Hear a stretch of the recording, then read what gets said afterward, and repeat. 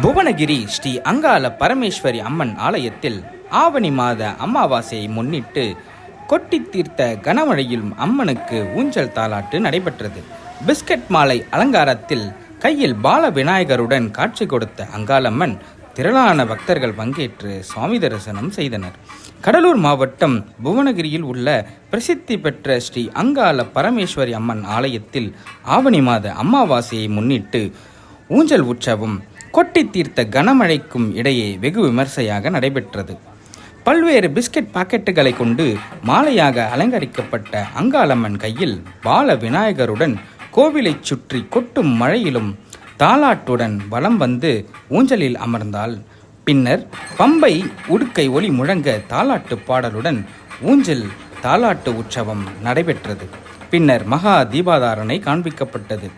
பக்தர்களுக்கு பிரசாதமும் வழங்கப்பட்டது. இதில் திரளான பொதுமக்கள் பக்தர்கள் கலந்து கொண்டு அங்காளம்மனை வழிபட்டு சென்றனர்.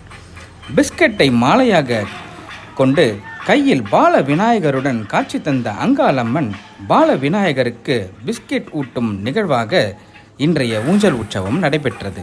நன்றி.